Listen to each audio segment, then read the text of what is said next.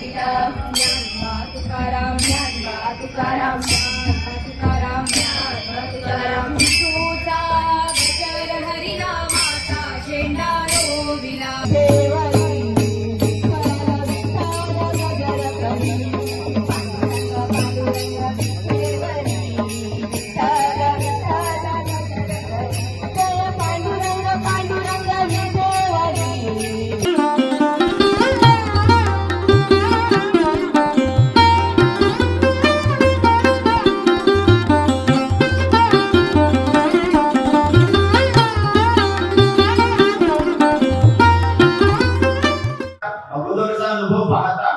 एवढी मोठी उपस्थिती इथं असेल की नाही याची थोडीशी मनात खात्री होती, पण तुम्ही सर्वजण आज रविवार असताना सुद्धा वेळ काढून इथं आला.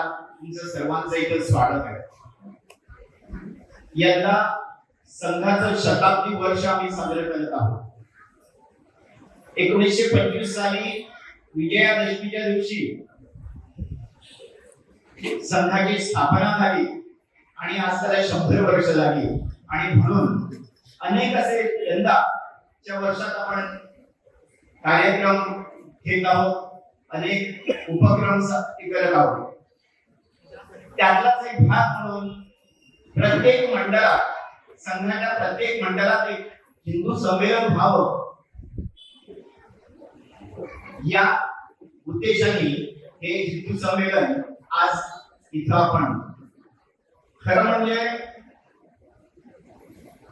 हिंदू राष्ट्रात जिथं 80% जास्त लोकसंख्या हिंदूंची आहे, तिथं हिंदूंची जनजागृती करण्यासाठी हिंदू संमेलन करावं लागलं हीच खरोखर एक दुर्दैवाची बाब. पण मागच्या एकूण इतिहास पाहता आपल्याला ते सर्व करण्याची गरज आहे असं भासून, असं वाटूनच हे सगळं आपण करतो. खरं म्हणजे हिंदू हा काही तसा नाहीये, ही एक जीवन पद्धती आहे. आपण जीवन कसं जगावं हे शिकवणारा धर्म हा आपला हिंदू धर्म आहे. हिंदू धर्म म्हणजे काय? वेगवेगळ्या रीतीनं आपण कसं जगावं. जसा भ्रातृधर्म आहे, पितृधर्म आहे, शेजार धर्म आहे, राष्ट्र धर्म आहे. आपलं कर्तव्य, धर्म आपल्याला कर्तव्य सांगतो. आपलं कर्तव्य काय आहे हे कर्तव्य शिकवतो. तो आपला हिंदू धर्म, तो आपला धर्म. आणि ही खरं म्हणजे आपली एक जीवन पद्धती आहे की अशा आज्ञांनी आपण सर्वांनी जगायचं आहे. खरं तसं पाहिलं तर या पृथ्वी तलावावर जन्मलेला प्रत्येक माणूस हा हिंदूच आहे. कारण हिंदू होण्यासाठी कोणताही वेगळे संस्कार करावा लागत नाही. तो जन्माला आला की हिंदू. इतर धर्मीयांना त्यांना संस्कार करावे लागतात. त्यांच्या धर्माचं करून घेण्यासाठी जन्मल्यानंतर त्यांना त्यांचे संस्कार करावे लागतात. आपल्या धर्मात तसं काही नाहीये. आपला सनातन धर्म आहे. आपल्या वडिलोपार्जित लोकांनी जे काही शिकवलं तेच आपण पुढे शिकत आलेलो आहोत. आणि ही एक जीवन पद्धती. आपल्या धर्मात कोणत्याही देवाची पूजा करो अथवा ना करो, कोणत्याही देवाची पूजा करो, कोणत्याही पद्धतीने तो करो, तो करो अथवा न करो, तो अस्तिक असो किंवा नास्तिक असो, तो हिंदूच मानला जातो. ही आपल्या धर्माची. आपल्या धर्मात सर्वांचं स्वागत आहे. सगळ्यांचं स्वागत करून सगळ्यांना आपल्यात समाविष्ट करून घेणारा असा आपला हिंदू धर्म आहे. आणि खरं म्हणजे याचाच गैरफायदा इतरांनी घेतला. ज्यांना आपण आपलं म्हणून केलं, ज्यांना शरणागती दिली, या लोकांनी इथं आपले हातपाय पसरून आपला धर्मप्रचार केला. जास्तीत जास्त प्रोत्साहित करतो तो म्हणजे आपला हिंदू. तर अशा आपल्या सर्व हिंदू बंधू भगिनींचं स्वागत करतो. विषयाला सुरुवात करतो. धर्म संस्थापनेची देवता जगद्गुरु भगवान श्रीकृष्ण प्रभू श्री रामचंद्र तसंच इथलं स्थानदैवत श्रीदेव हनुमान यांच्या चरणी वंदन करते आणि विषयाला सुरुवात करते. आज आपण बघितलंय की आपल्या धर्माचं वैशिष्ट्य आपल्या आता अनेक पत्त्यांनी सांगितलंय की कशा पद्धतीने आपल्या धर्मामध्ये प्रत्येकाला एक स्थान आहे. या स्थानामध्ये विशेष असं स्थान आपल्या महिलांना दिलं गेलं आणि खरोखरच या गोष्टीचा आपल्या सर्व भगिनींना अभिमान आहे. कारण आपण इतर धर्मियांकडे जेव्हा बघतो तर तेव्हा आपल्याला काय लक्षात येतं की त्या ठिकाणी फक्त एक उपभोग्य वस्तू म्हणून त्या स्त्रीकडे पाहिलं जातं.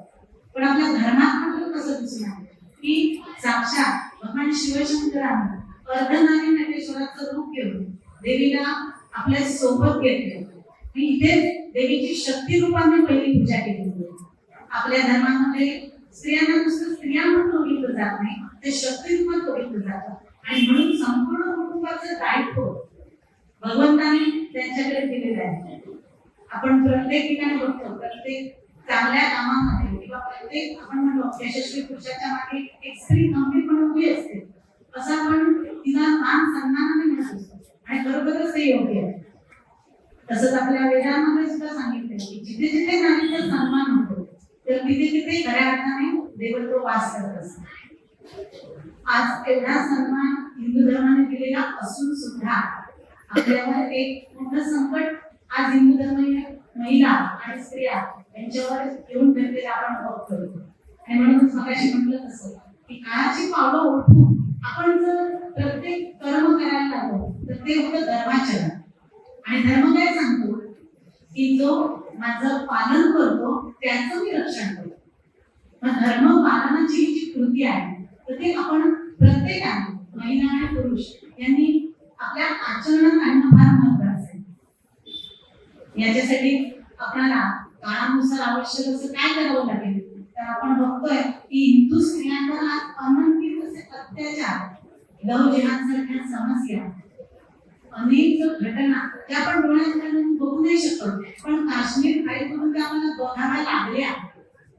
का लागल्या तर कुठेतरी आम्हाला जागरूकता यायला पाहिजे.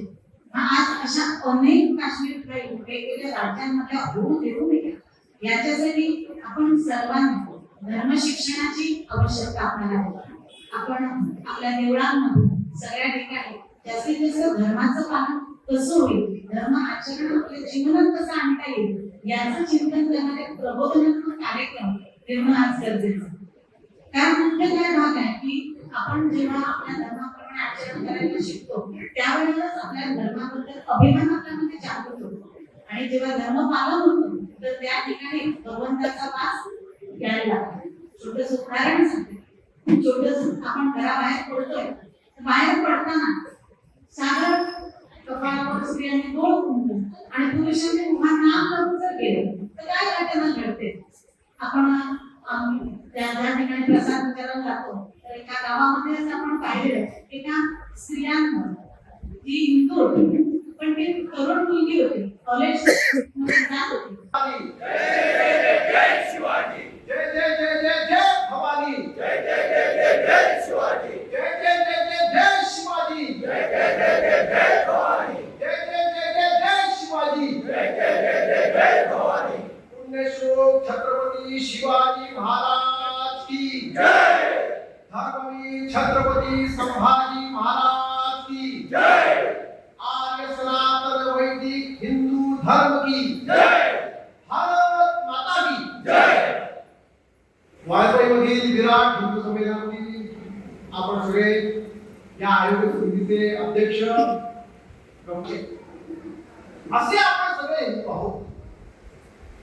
राष्ट्रीय स्वयंसेवक संघाचे विद्यमान सरसंघचालक माननीय मोहनजी भागवत म्हणतात या आपल्या देशातलं जर काही बरं वाईट होणार असेल तर त्याला दुसरं कोणी नाही तर हिंदूच जबाबदार आहे. त्यामुळे ही हिंदूंची जबाबदारी आहे या देशाचं चांगलं करण्याची. अशा अर्थाने अशा या हिंदू संमेलनाचं आयोजन सगळ्या देशभरामध्ये होत आहे. त्या ठिकाणी मोठ्या प्रमाणात बालरूपांवर सुद्धा बसले. एक छोटीशी गोष्ट त्या बालरूपांसाठी सांगते. जरा सगळ्यांनी शांतपणे ऐका. खूप पूर्वीची गोष्ट आहे. तेव्हा राजे असायचे, एखादं छोटस राज्य आणि ते सांभाळणारं राज्य असायचे. अशा एक चांगलं राज्य होतं. प्रजा हितलक्ष असा तो राजा होता. सगळे प्रजा सुद्धा आनंदाने त्या राज्यात नांदत होते. परंतु त्या राज्यात एक दुःख असं होतं की त्या राजाला मुलबाळ होतं. त्यामुळे त्याला चिंता लागून राहिली होती की आता माझ्यानंतर हे राज्य कोण सांभाळणार, आणि म्हणून मग करायचं काय असा तो विचार राजा करत. अशातच त्या राजाच्या राणीला एक कल्पना सुचली. ठीक आहे, माझ्या पोटी मुलगा होत नाही, परंतु आपण आपल्याच प्रजे म्हणून कुठल्या तरी एका छोट्याशा मुलाला दत्तक घेऊ आणि त्याला आपण राजकुमार करू. ठरलं. त्यामध्ये गव्हर्नमेंट मिळवली गेली. सगळ्या राज्यात सांगितलं गेलं की ज्यांना ज्यांना आपल्या मुलाला राजकुमार करायचंय अशाने काय करायचं, राजवाड्यात ठरलेल्या दिवशी पाठवून द्यायचं. त्यामध्ये मोठी गर्दी जमली. अनेक जणांनी आपल्या मुलांना चांगलं छान छान सजवून कपडे घालून आणि राजवाड्यात पाठवलं. आणि मग राणीच्या दरबारामध्ये प्रत्येक आलेल्या मुलाची ती राणी परीक्षा घेते. आपल्याला वाटलं असेल की काय परीक्षा घेत असेल राणी, तर ती आलेल्या प्रत्येक मुलाला राणी हा एक प्रश्न विचारायचा. तो प्रश्न कोणता की तुम्ही या राज दरबारात कशासाठी आलात. प्रत्येक मुलाला एकच प्रश्न विचारला जायचं की तू या राज दरबारात कशासाठी आलायस. लहान मुलं निरागस सगळं सहजपणे खरं उत्तर द्यायचे. कोणी म्हणायचे की आम्हाला सांगितलं की त्या राजमहालात खूप मिष्टान्न असणार आहे, गोडधोड असणार आहे, लाडू असेल, पेढा असेल, जिलेबी दिलेली असेल, ती खाण्यासाठी त्या ठिकाणी जा. कोणत्या तुला सांगितलं की खूप मोठा भव्य असा राजवाडा आहे, आपल्या घरापेक्षा कितीतरी मिठी मोठा आहे, त्यामुळे तो पाहण्यासाठी म्हणून राजवाड्यात जा. कोणतं सांगायचं की त्या ठिकाणी राजवाड्याच्या बाहेर खूप मोठा बगीचा आहे, खेळणी सापळे, त्या ठिकाणी पशु पक्षी सुद्धा आहेत. खूप काही काही अशा गोष्टी आहेत की ज्याच्यामुळे तुला आनंद वाटेल, ते खेळण्यासाठी तू त्या ठिकाणी जा. परंतु आलेल्या सगळ्या मुलांपैकी ज्या मुलाची राणीने निवड केली त्या मुलाने मात्र एकदम आत्मविश्वासाने सांगितलं की मी या ठिकाणी राजकुमार होण्यासाठी आलो. राजकुमार होण्यासाठीच मला आई बाबांनी या ठिकाणी पाठवलं. मग मला येतो की आपण सगळे सुद्धा या ठिकाणी विराट हिंदू संमेलनात कशासाठी आलो हा प्रश्न आपण आपल्याला विचारा की या संमेलनामध्ये येण्यामागचं कारण काय. आयोजन समितीने काही कार्यक्रमाची योजना केली असेल, सगळ्यांचा सहभाग व्हावा या गोष्टीने. परंतु हा प्रश्न आपण आपल्या स्वतःला विचारावं की मला या संमेलनामधून काय घेऊन जायचंय, कशासाठी यायचंय, म्हणजे मग आपल्याला त्याचं उत्तर सापडेल. मी म्हटलं की राष्ट्रीय फोटोग्राफीच्या शताब्दी निमित्ताने देशाच्या सर्व कानाकोपऱ्यामध्ये अशा पद्धतीची विराट हिंदू संमेलन होत आहे आणि छोट्या छोट्या पातळीवर होत आहे.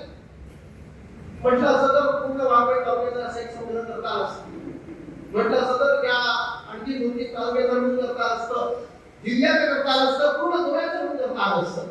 परंतु विचार सांगा की स्थानिक नेतृत्व, स्थानिक जे कार्यकर्ते ते उभे राहावेत आणि अधिकाधिक लोकांपर्यंत संपर्क व्हावा या दृष्टीने अशा छोट्या स्तरावरची ही हिंदू संमेलन सगळ्या देश करत आहे. मग या संमेलनाचा उद्देश काय. उद्देश हाच की आपण हिंदू आहोत ही भावना आपल्यामध्ये आपण जागृत करावं, आपल्यामध्ये हे जागरण आपण करून घ्यावं आणि त्याच्या सोबतच काही निश्चित गोष्टींचं आचरण सुद्धा करावं की या माध्यमातून आपण हिंदू आहोत ही आपली ओळख आहे. मग आपण टिळक लावतो म्हणून असेल किंवा आपण शेंडी ठेवतो म्हणून असेल किंवा आणखी काही गोष्टीमुळे असेल, आपण देवळात होतो म्हणून असेल, परंतु ह्या दिसणाऱ्या काही गोष्टी आहेत. हिंदूंची ओळख फक्त एवढीच मर्यादित नाहीये. हिंदूंची ओळख ही त्याच्यापेक्षा मोठी आहे. आपल्या सगळ्याला स्वामी विवेकानंद माहिती 1893 ला वैश्विक धर्म संमेलनामध्ये त्यांना आमंत्रित केलं गेलं. त्या संमेलनामध्ये त्यांनी ते भाषण केलं ते अजरामर आहे, ऐतिहासिक आहे, आजही सर्वांना उद्बोधक आहे. त्या संमेलनामध्ये त्यांनी काय म्हटलं, मी अशा एका धर्माचा प्रतिनिधी आहे, त्या धर्माने सगळ्या जगाला सहिष्णुता शिकवली आहे, सगळ्या जगाला स्वीकार्यता काय असते याचे धडे दिले.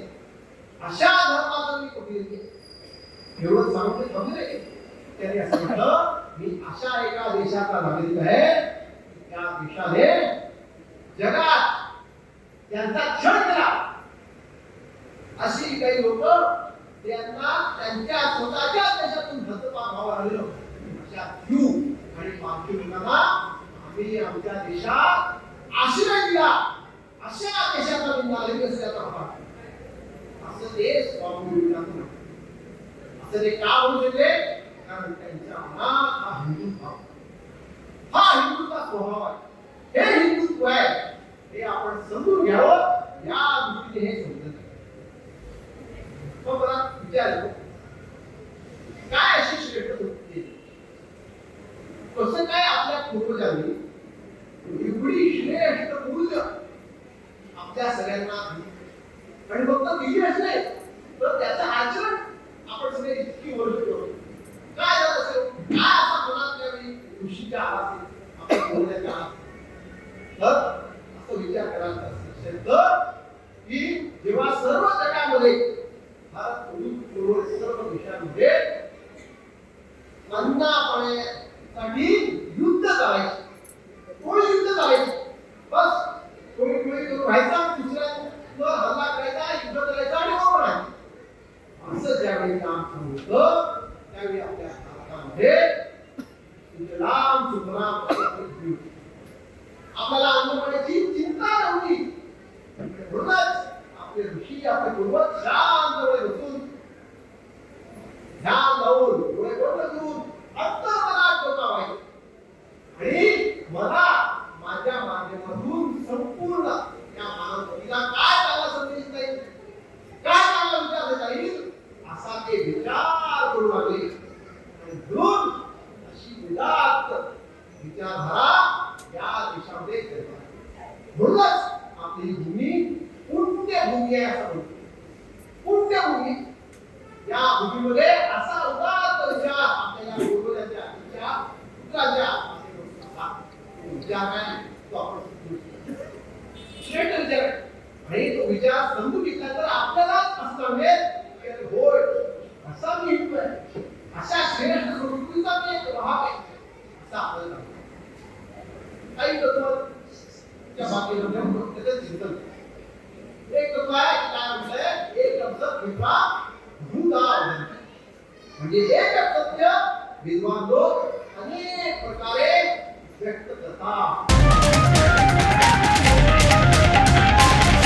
The voice for coin.